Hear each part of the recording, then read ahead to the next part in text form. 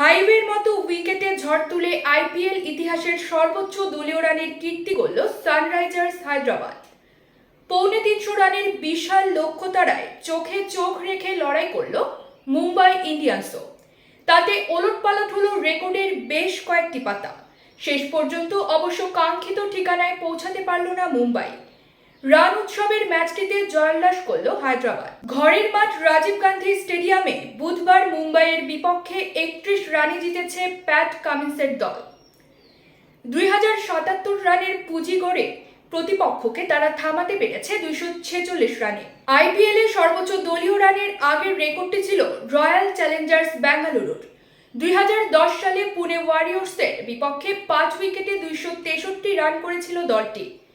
এক দশক পর সেই রেকর্ড ভেঙে দিল হায়দ্রাবাদ। মুম্বাইয়ের ব্যাটসম্যানদের তাণ্ডবে একটা সময় মনে হচ্ছিল এই রান তাড়া করাও সম্ভব। শেষ পর্যন্ত অবশ্য পেরে ওঠেনি তারা।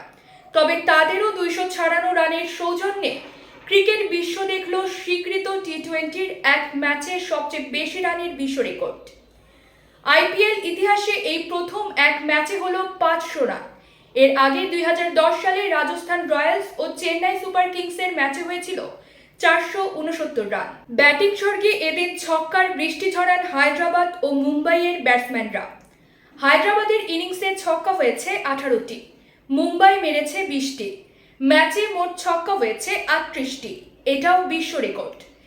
স্বীকৃত টি-20-তে এক ম্যাচে সবচেয়ে বেশি ছক্কার আগের রেকর্ডটি হয়েছিল আফগানিস্তান প্রিমিয়ার লিগে। 2018 সালে বাল্ক লেজেন্ডস ও কাবুল জাওয়ানানের ম্যাচে হয়েছিল 37টি ছক্কা।